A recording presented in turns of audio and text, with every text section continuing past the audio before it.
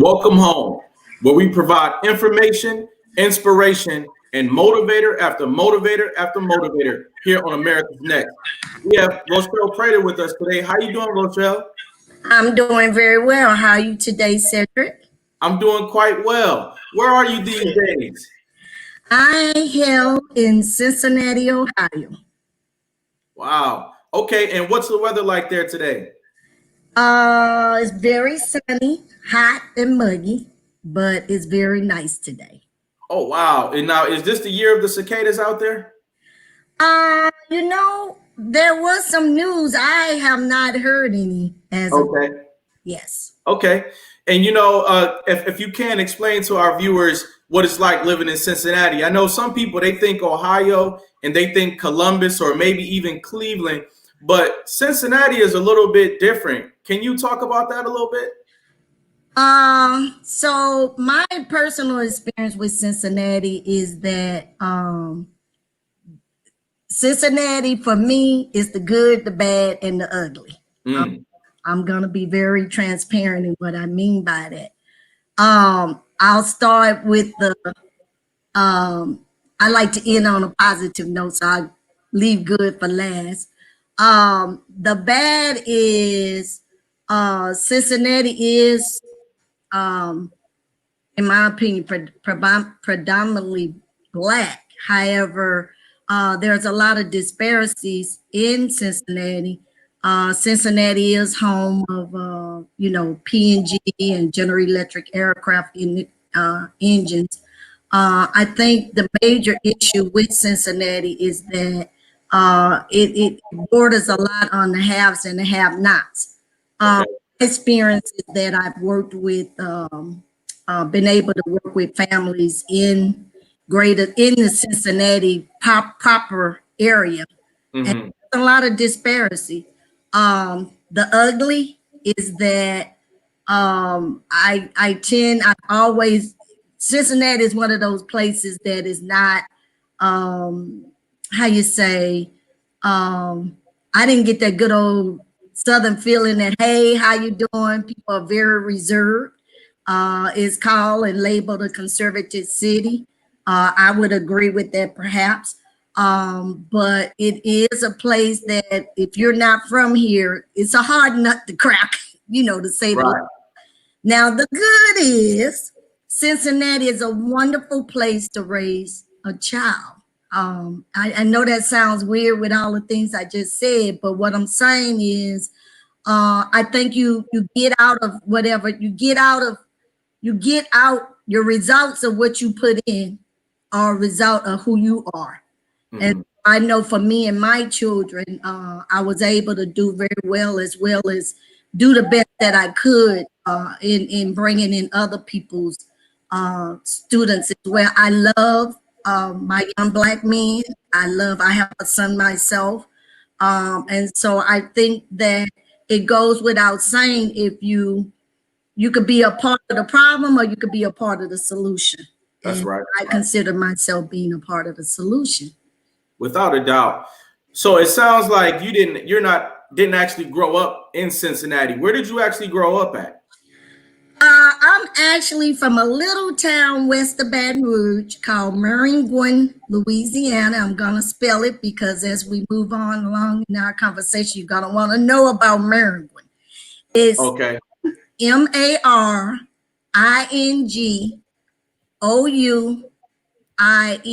and it's actually French for mosquito. In fact, the mosquito is our town's mascot, if you will. I know that's a little fact. You might have to answer that on Jeopardy one day, so pay attention. It's about 30 miles west of Baton Rouge, Louisiana, which is the capital of Louisiana. Now, the mosquito is a very powerful member of the World Society. I want to put that out in front. It's one of those organisms that if it didn't exist, the whole ecosystem on planet Earth would be different. Similar to the bumblebee and stuff like that. So there's a lot of significance in the mosquito, if that would be the best term to call it. being used as a representative of a place like Louisiana. When I think about Louisiana, I immediately think about rich history of our country that is not always well known. Can you tell us what it was like growing up in that part of Louisiana? So one of the things I like to share with people, as we all know, or you may or may not be aware, Louisiana is shaped like a boot. Okay. So, but they're geographically and culturally, the high top part of the boot generally identified with the rest of the South in culture, in food, in heritage, and so forth. And Okay. for a reason, the lower half, which included where I'm from, as well as from Lake Charles to the west and New Orleans to the east, what I call a low quarter part um, of the state. Culture was different. The way that we interact, me growing up was different. You to the west, Lake Charles, Lafayette was Cajun country, Acadiana. And Okay. then to the east, side of the Mississippi River, if you would, you had the New Orleans side, and that, of course, the food and culture. Everybody know the infamous, famous New Orleans culture. So for me, I was literally on because I live right across the river from Baton Rouge. My family, we probably, I would say for the most part, we identify more with the Cajun side of Louisiana. Okay. Food, the culture, the what they call a couchon de lait, which is where the a lot of pork. My grandfather spoke the Creole, Cajun French.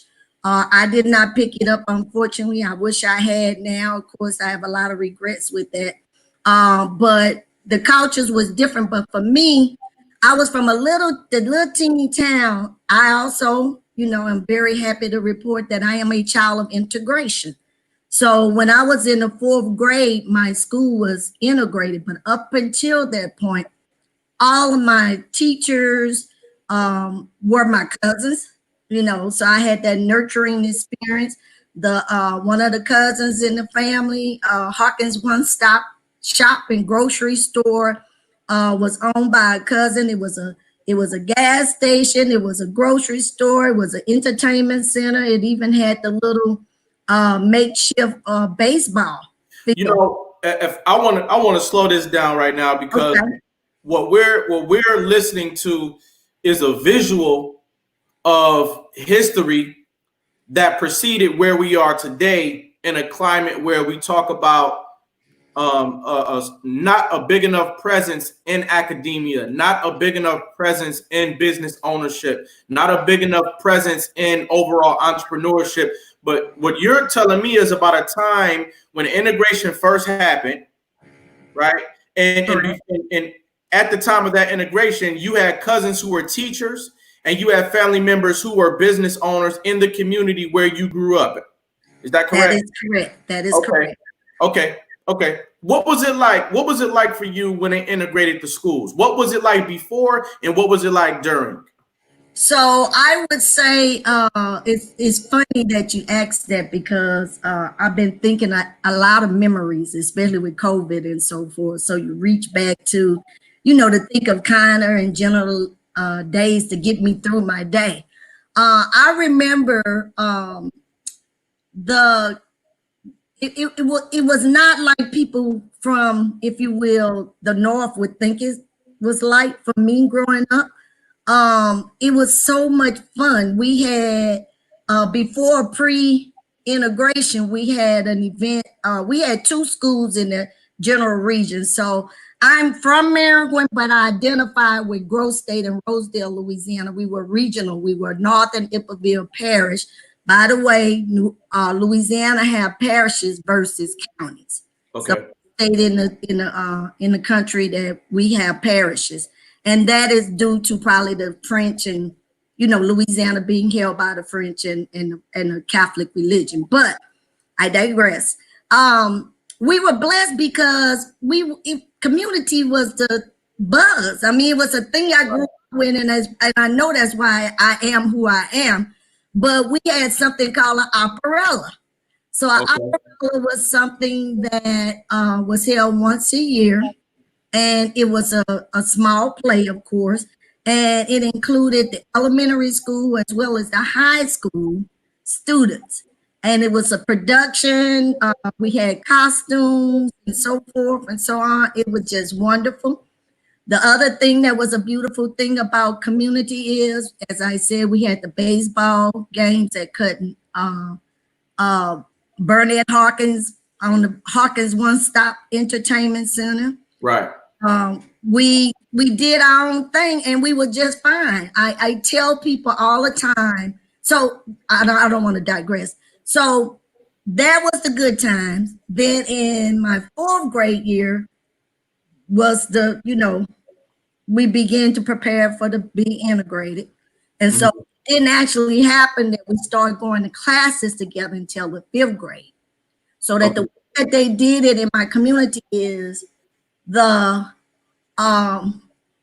white people group, because I don't believe people are white or black. We are in groups.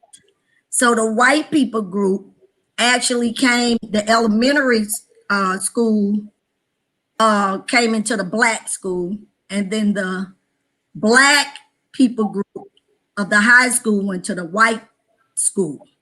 And that's how it worked. So I ended up going through education like that, graduated from 8th grade from the black school, and then went to high school to the then white school and graduated from the white school. Okay. You asked me what was good, then you asked me what was bad. Well, go ahead.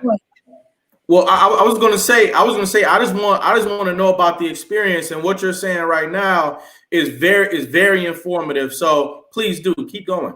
Okay. So my life is such that is a I the education was one thing, and then my spiritual and church life was another thing. I have to distinguish that because I grew up Catholic. I grew up Catholic, so I went to church my whole entire life with white people. Okay. And that's a different experience. So, but the school life was interesting because I remember when I'm gonna stay there for a minute. When the white kids came, the white people group came to our school, they refused to eat the food in the cafeteria. So they would pack their lunch, which was just mind blowing to me as an adult as I think of that, because probably in most cases, in many cases, I'm sure somebody black fixed the food anyway. So anyway, mind blown. That's how I think. But so that kind of, as a kid, that I was like, gee, our food not good enough or whatever. So they tried their best they were very resistant, if you will. And we, as the people we are, we were open arms. I don't recall any drama on the high school or the elementary school. I'm not sure if I'm not going to say there wasn't, but in my memory, that was not a thing. Okay. Probably because I was able to be only the addition of the white people group kids was the only thing that I had to deal with, because I was in my own element already being at that school. Right. Now, let me move to the church, because that's an entirely different thing. I grew up Catholic. I was a black Catholic. My mother and father, Thomas and Elizabeth Sanders, had 9 children. And I was number 9 of 9. They only had 8 children living at a time, because I had a brother that drowned 2 years prior to my birth. The significance of this is that the Catholic faith requires you to raise your children Catholic. And so my mother was Baptist, but my father was Catholic. So I was raised Catholic. And it was very traumatic for me. And I'm one of those people who I tend to embody, even as a child. I just been wired this way, and question. why people are the way they are. Unfortunately, and you can hear my voice shake because I'm still kind of emotional about this. The blacks sit on one side and the whites sit on the other side At church? at church. So let me, we have a comment in the audience here, and DeMonte Howard says, I wonder were some of these the same children you went to church with the same children, white children who were discriminating at school? Was that the case? That absolutely was, DeMonte, and that's where my spirit began to be bothered because the other thing I didn't mention was at the all black school, when we were just separate, and even when, I don't know, we would have catechism, and my catechism, which is like a Bible study, weekly Bible study, was delivered by a cousin, of course. And then for whatever reason, I don't know, maybe this has been, we didn't call it vacation Bible school back then, but in the summertime, we would come together for 2 weeks, and the black and the white would go to this event together. But I'm hesitant to say what is it. I remember us like playing and interacting together, but then after that event was over, the white people group went to their place and the black people went to their place. So I don't have a real clear memory of what did occur. I just know every summer we would have vacation Bible study together. But DeMonte, you are absolutely right. It was very painful. And the older I got, I actually left the Catholic Church when I was like 22 years old because I had I was exposed to other religions, Protestant church. And I used to go to church with my mother at the Baptist church anyway. But I always wondered, how could an individual, a man of the cloth, stand in front of a congregation and say to the congregation, Jesus loves you. Continue with your teaching, and you're able to deliver a message with the church separated. For me, that didn't make sense. It was hypocritical. Right. So that hypocritical piece was actually one of the pieces. When I was 14, I made my confirmation in the Catholic Church. There are what they call sacraments. At birth, you make your first communion around 6 years old, I think, and then at 14 you do something called a confirmation. So by that time, shortly right after I begin to get more mature in my thinking and courageous and questioning. And I remember going to, because my mother didn't go to do all of these things, and I remember asking the priest one time when I went to confession.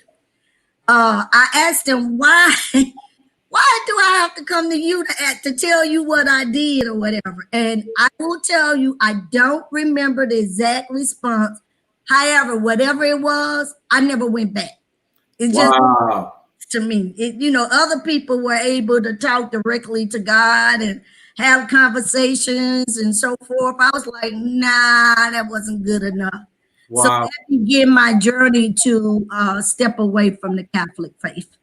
Wow. I want to talk about where you went from there.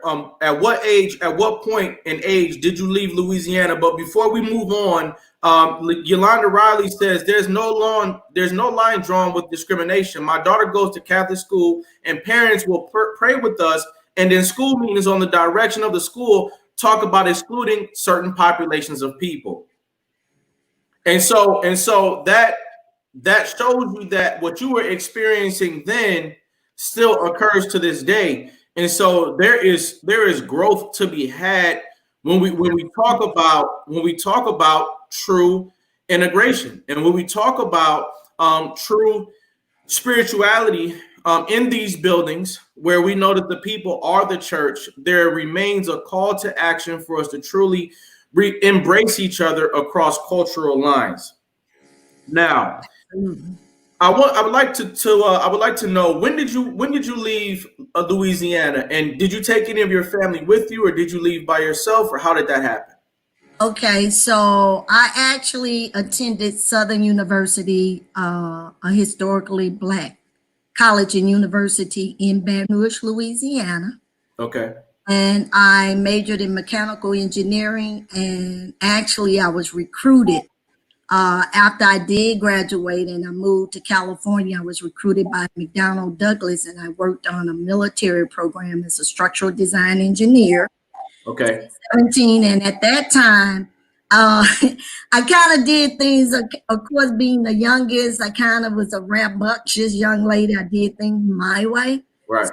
I end up at that point, I was married and I had my daughter, Miska. Miska actually turned 1 in California. So it was just my husband, Nick, and I, and Miska that went to California and started at McDonnell Douglas. It took me a while to finish school, but again, I was one of those people who kind of had to do things my way.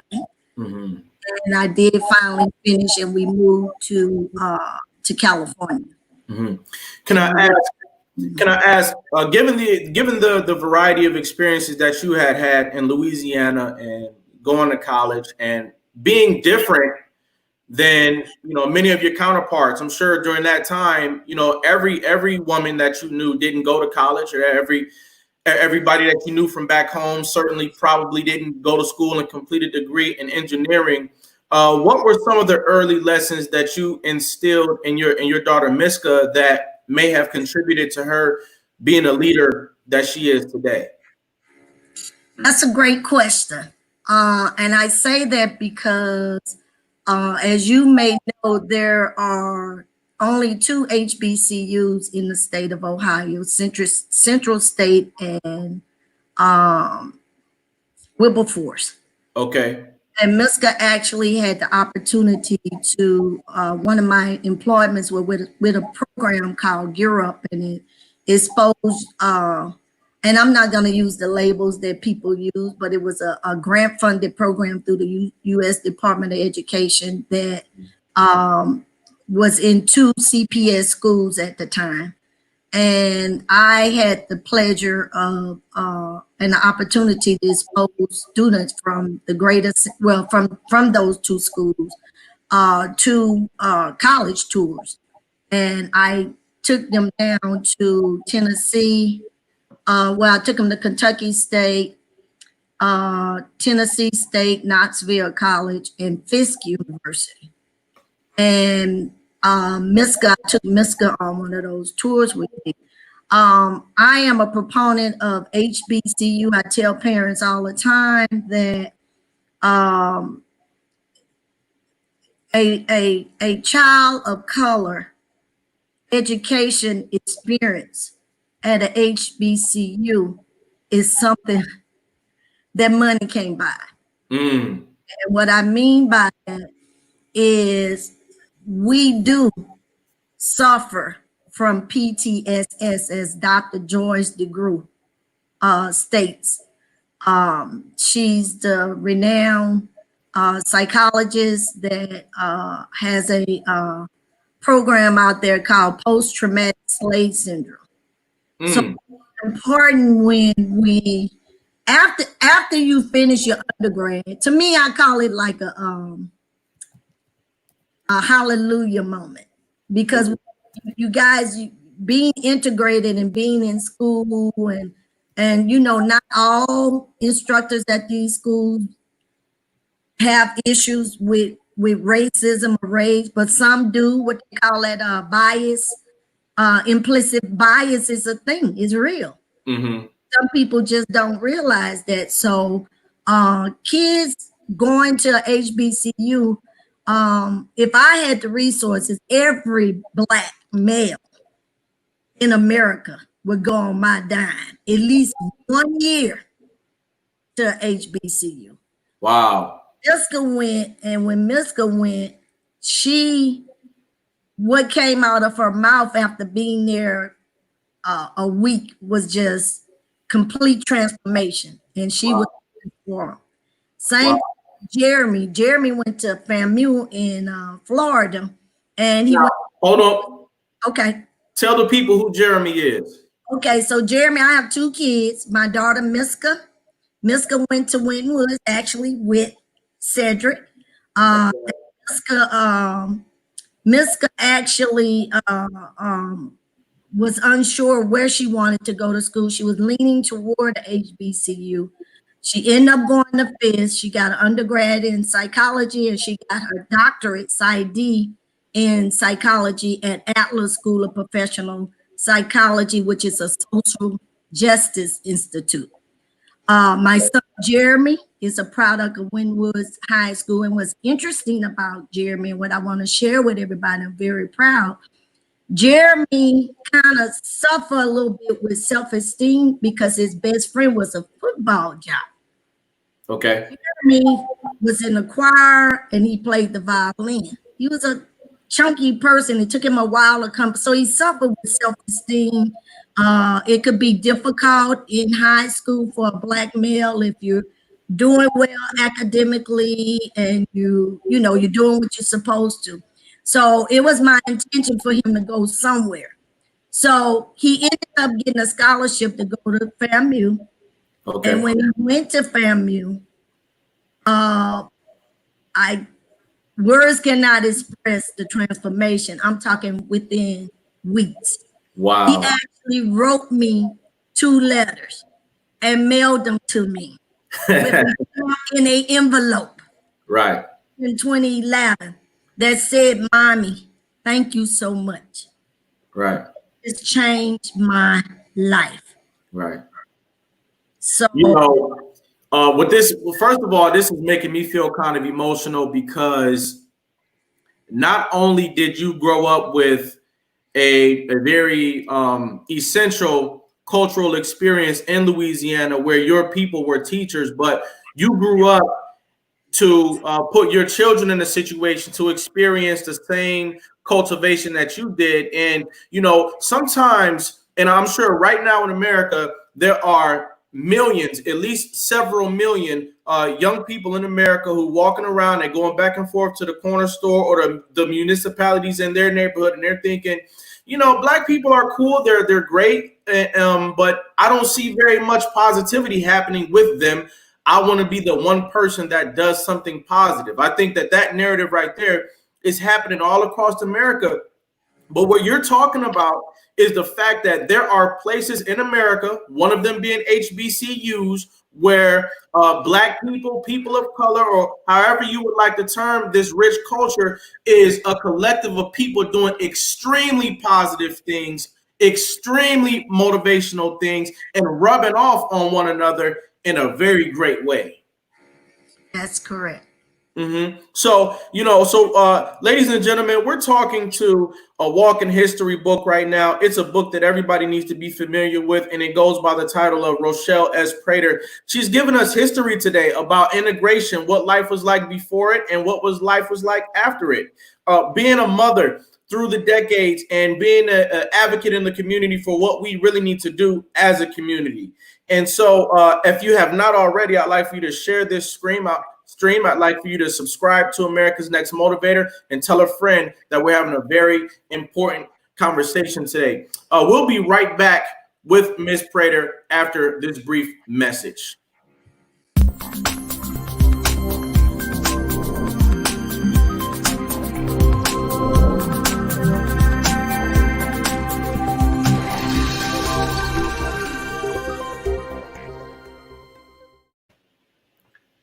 America's Next Motivator, Monday, Wednesday, and Friday at 5 p.m. Eastern, Tuesday and Thursday at 10 a.m. Eastern.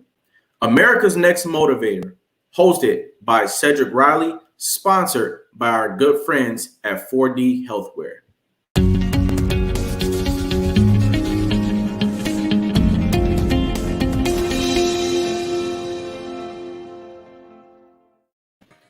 And we're back.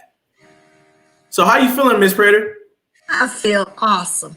I'm very, very happy to have the opportunity to share my story.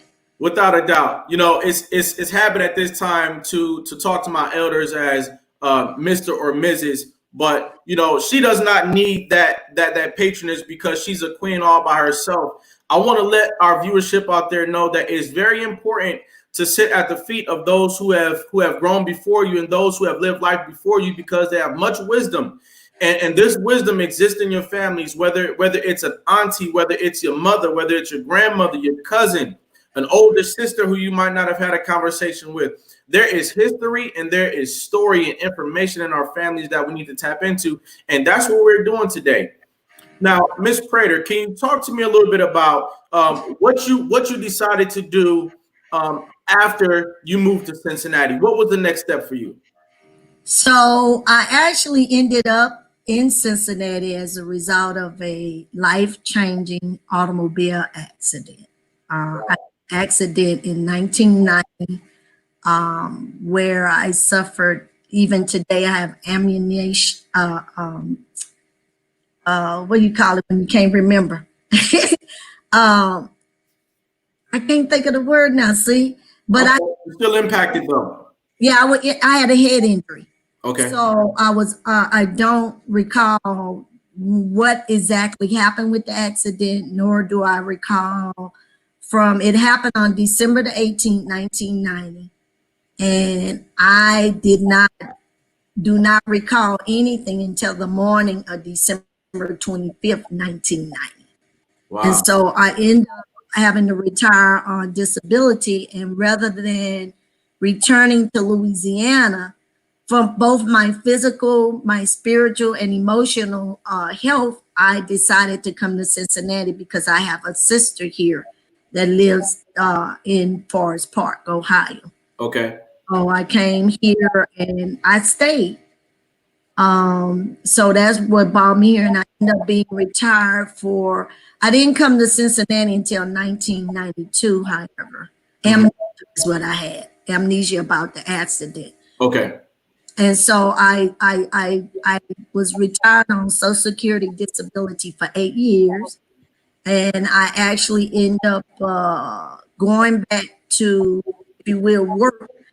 Someone had approached me several times requesting that I come and tutor at what they call non-traditional students, adult students, and so forth at Cincinnati State. I kept telling myself, no, no, no, I can't do that. I can't do that. I can't do that. Right. But they convinced me, and I started 6 hours a week. And ever since that, I've been working in college access, in trio programs that had been sponsored by the U.S. Department of Education, grant-funded programs up until September of 2018. I've been doing that. Okay. From the kids, from those students who were non-traditional, moved into Gear Up, which was kids from 5th grade to high school. Then I moved into Veterans Upper Bound, working with adults, and I loved every minute. It has made me who I am today. And I literally benefited way more than what I gave. I absolutely loved every minute of that. Wow. So you're what I would call a community builder, and you've been into that lane for some years now, and that's one of the reasons why I wanted to bring you on a platform, because you found another way to build your community, and it involved discovering the heritage of your people. Can you talk to us about that? Okay, so let me see, in April of 2016, I discovered that I am a descendant of those enslaved ancestors, enslaved by Maryland Jesuits, priests, who sold 272 enslaved folks so that they could keep then Georgetown College open and make it what it is today, Georgetown University. All What? because of my family. Wow. So to be clear, in order for them to keep the property at that time, they sold 272 slaves, and those slaves were your family, and the profits from selling those slaves benefited what is now, or contributed to what is now, Georgetown University. That is correct. Absolutely incredible. Now, what happened after? How did you discover that? So actually myself, Miska, and my family was flying out to California for my aunt's birthday. And I was looking at my phone at Facebook, and one of my cousins in Grove State, Maryland, is the content editor for a page, several pages on Facebook, and she was giving prompts to cousin Maxine Crump, who Georgetown had did an article on the discovery, and they said who it was. Maxine, I knew Maxine Crump was my cousin by the Crump, but I did not know she was a cousin through the Hawkins. Okay. So I looked at it. I didn't embody it. I came back home. I embodied it, and I looked at our ancestry, and that's where I saw that they featured on that article a headstone of Neely Hawkins. And Neely Hawkins, I looked at my sister and I do research on ancestry, and I looked at my tree and I saw that Neely was actually the oldest brother sibling of my great grandfather. It was that close. I didn't know about this. Now let me be clear. Okay. His name was Jackson Harkins, and Jackson was actually 3 years old when the sale was done, when they bought him from Maryland to Louisiana. Wow. How did that impact you to find out that information? First of all, that it's not a myth that you came from a lineage of slavery. That's first of all. And then after that, to be able to discover a pathway, a journey that your family members as slaves were a part of. How did that make you feel once you discovered that?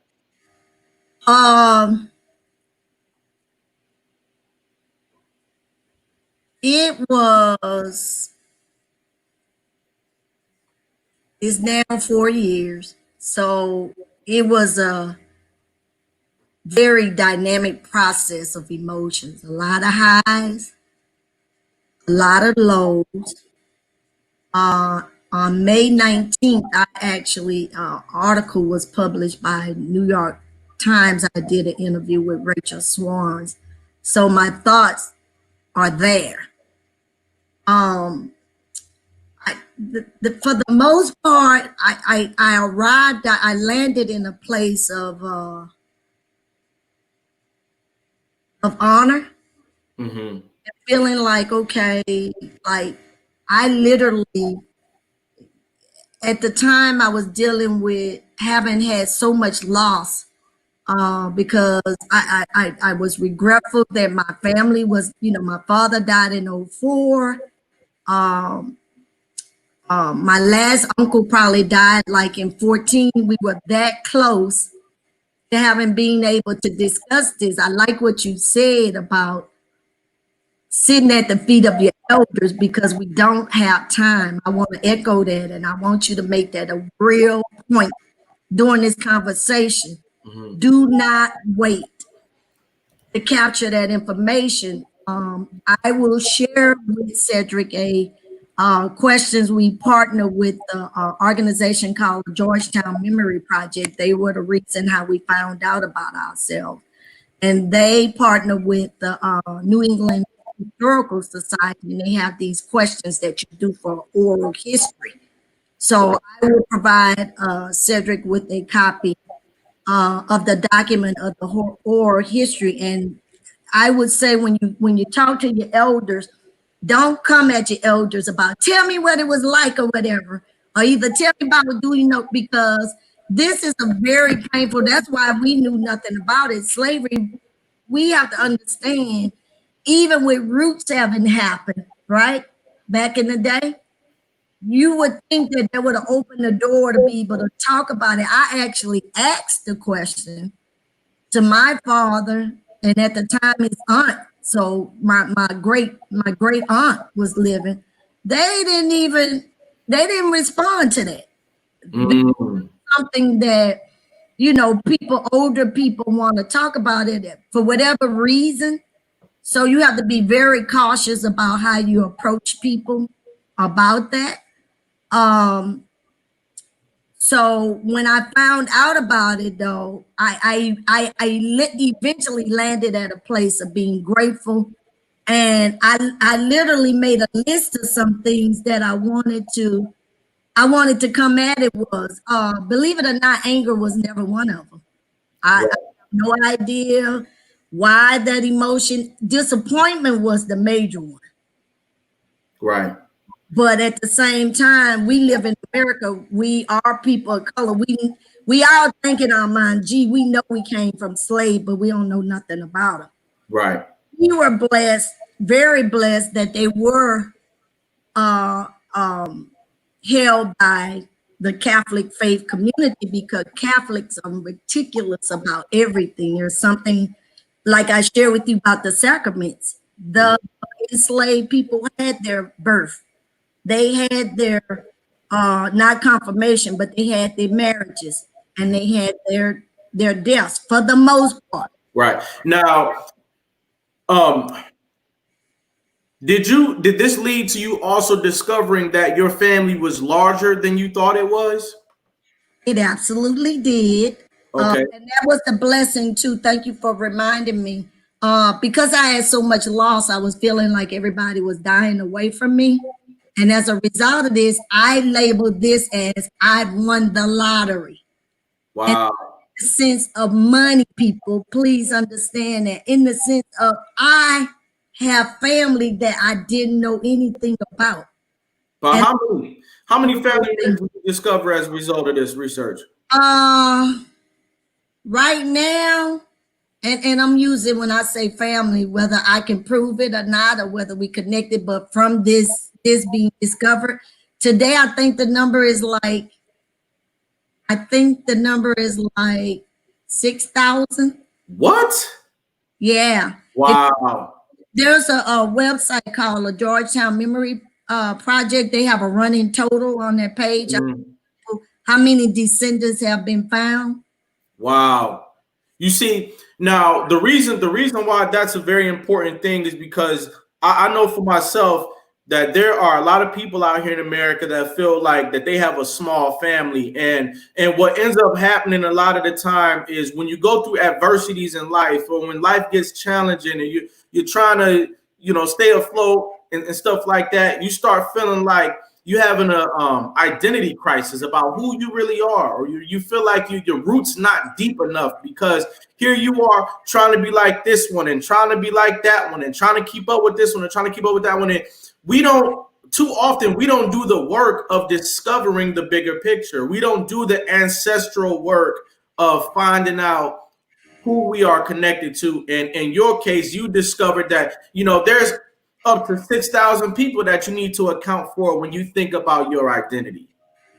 Absolutely. Wow.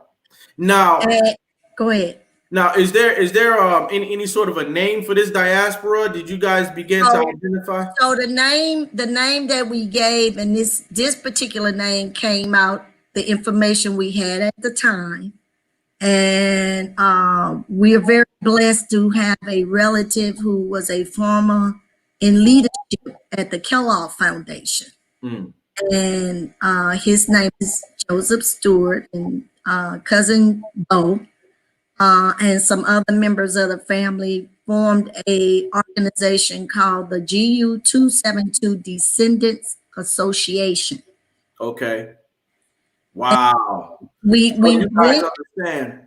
yeah, Okay. we went with that, and I will tell you, I do want to do a caveat to the 272, because research has shown that the number actually came up to be like 314. However, that number of 272, in some cases, that came from on the agreement. You can look at this on the Slavery Archive at georgetown.edu. Some of the enslaved people that were listed on that article of agreements that was signed, by the way, on June 19th, 1838, some of those people did not go, because what they did, they came the meeting of the minds, sit down, did a handshake. By the way, the the bishop, the priest that did it name was Jesuit priest named Thomas Mulledy, and he sold the enslaved ancestors to Henry Johnson, who was a former governor of Louisiana. He was in Congress at the time, as well as a Dr. Jesse Beatty. Those two did the contract. However, some of the enslaved people actually end up going to a third person in Louisiana by the name of last name Thibodeau. And he was a governor prior to Henry Johnson. But I say that because I am happy to report that actually I want to step back a couple of steps. Okay. Important to note, I always give prompt to these young people. I didn't write their name down, but I want to share with them. I always thank them. In 2015, when Michael Brown Jr. was killed, we had a lot of protests and demonstrations across the nation at higher education institutes. There was a group of young people at Georgetown University that did a sit-in protest the Jesuits having owned slaves. A lot of people didn't know about this. This alumni member by a gentleman by the name of Richard Cellini, who was a former, he was very heavily involved in an alumni, called down to Georgetown to see what was going on. Richard says that he had heard that it was like an urban myth on the campus about this sale and haven't had slaves, period. As a result, Richard felt that it was so wrong, he formed a nonprofit and hired 11 genealogists. Those genealogists, one of them name was Judy Riffle in Louisiana, and Judy got in touch with Maxine. Maxine, my cousin Maxine, is also a journalist in Louisiana. So that's how they found us. But I want to highlight the power of the young people. Because had it not been for these young folks, and I'm not calling them kids, these young men and women, bringing this to the light, this would have got buried again. Right. Now, I want to commend as well the young people who initiated the research that led to this dramatic discovery. And I want to know, where are you all today with this? Because this is setting a precedent and it's setting an example for what everybody should be doing as far as understanding your lineage and then taking action-oriented steps to get to a place of resolution. Where are you all today with this discovery of GU 272? Okay, so one of the things happened again. This was not because of us. This was one of the demands of the students, but it impacted us. Building where Thomas Mulledy name stood was removed in 2017. Okay, wow. It was removed and replaced by Isaac Hawkins Hall. Wow. And there was another priest, and McSherry, no, I can't remember his name. I don't want to quote it. But another priest that was also involved, and they put the name of a nun who educated Black children, and I forget her name. And I want to do better by that because I don't want it to make it like I'm just care about what happened in my family. But there were two names that were removed and replaced by two people. One was the enslaved.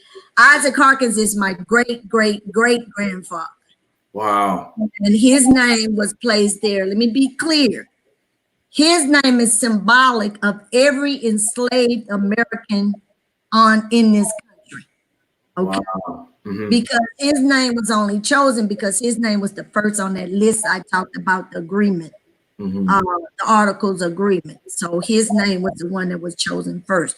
Not because it's necessarily anything special other than that, but it's symbolic of all of them where you had an enslaver name removed and replaced by a slave, an enslaved individual. That didn't get any public attention, but I want to be clear about this stuff.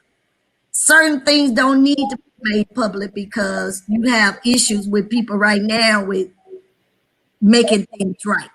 The more important thing is that truth is at the edge of everything. That leads me to the answer to your question. What we're doing is, besides the GU2 Descendants Association, which is a membership association that's open up to anybody, even non-descendants can partner with us as well. It's more of a membership organization. However, there is on the table a proposal for the GU272 Foundation. And the foundation will be an organization where a foundation to benefit the Kellogg, in partnership with the Kellogg Foundation, truth, racial healing, and transformation effort that they do. And the purpose is to bring about racial healing and of course, get the truth out, as well as do transformative work. Right. So instead of, oh, and by the way, that would include $1 billion endowment with say that again. $1 billion endowment with perpetuity for 200 years. $1 billion endowment with perpetuity for 200 years. Correct. I want to say that this is one of the most important stories going on in America right now. This is one of the prime examples of the work that we need to do as a people, the work that our elders need to do to trace back their roots, because they know much better than some of the youngest of us, let's say 17 years old, who might be going through a sense of cultural identity. Our elders are in a prime position to say, well, I do remember great auntie so-and-so, and I do remember great uncle so-and-so, and I can start there, even though you can't because you're 17 years old. But it's your generation who has a power of discovery right now that we do not want to miss out on. The other thing I notice is that, there are a lot of people who talk about the concept of reparations, but there are not very many people who discuss the diligent amount of research, the possibility of discovery, and the reality that without anger, without slander, without libel, and with true, pure facts, that we can receive a formidable level of justice. Can you talk about that? So there is a effort out there. I think it was formed actually in 2016 called the University Studying Slavery Consortium. And here in Cincinnati last year in October, that event, which occurs both semesters at some institution of higher learning, was hosted by Xavier University as well as UC, University of Cincinnati. And I actually participated on a panel that was entitled 40 Acres and a Myth. And it had to do with reparations. And so I will tell you that our organization, we don't talk in terms of reparation. And it was kind of birthed out of this. You asked me, what did I think when I first heard this? And I got some notes here. I'm going to read it verbatim. And then I'm going to tell you how it fits in with what you just asked. I made some notes to myself in April of 2016. And I said that I wanted to see reconcile, empowerment, and do it holistically. And I said at some point, I would like to see the descendants of the slave owners as well as the descendants of the enslaved people to meet. Also, I wanted to have the descendants gather. I wanted to do a workshop called Undoing Racism. The People's Institute for Survival and Beyond do a workshop called Undoing Racism. I wanted to enact some activities of social inclusion, career development, career and college readiness, financial literacy, career aspiration with education options and financing. That would be under career development. would like to make certain that there is special emphasis on military and veteran families. I want to make sure that all individuals get a passport. Mm. I wanted a partnership with Ancestry.com, conversion and preservation of the graves and different sites where our ancestors have been discovered, as well as pictures and film. And I will tell you that that's a thing already, because the African American Museum actually has a repository for that particular effort. Okay, Ms. Prater. Yes. Now we are coming upon the hour. Okay. This has been an incredible discussion. I would love to follow up with you after today's broadcast and to have more conversations about potentially partnering with you. But real quick, we've got about 2 minutes left in the broadcast. I want to know, do you believe that there are descendants of GU 272 or any other parts of the diaspora in foster care today? Absolutely.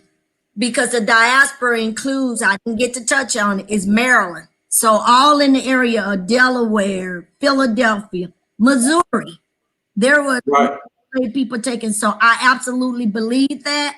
Right. And that is my goal. And what I would like to do is continue to partner with you. I would love to do a workshop. Okay. How to begin to discover your ancestry, provide you with tools. Okay. So I would love to do that. Without a doubt, because I see that many young people in foster care today, they wonder where they came from, and it will be an absolute miracle to discover that they are descendants of a humongous family of people that are open and ready to support them. Now, I want to know real quick, in a few words apiece, okay, what is survival to you? Survival to me is the ability to be living. What is success to you? Success to me is to live in harmony. Peace. Okay. Peace embodies everything. So me having what I need and me being able to fill myself up so that I can pour myself out. Got it. And what is greatness to you? Greatness is being able to be authentic and be truthful. Without a doubt. Without a doubt. Ms. Prater, I want to give you your crown today. I want to let you know that I respect what you're doing. I think that you're making an excellent impact in the community. What you're doing is something that we all need to know about and that we need to take heed to. You, Rochelle Prater, Rochelle S. Prater, is one of America's next motivators, and I look forward to talking to you after today's broadcast, all right? Thank you, and thank you to your listeners out there. Absolutely. Bye-bye.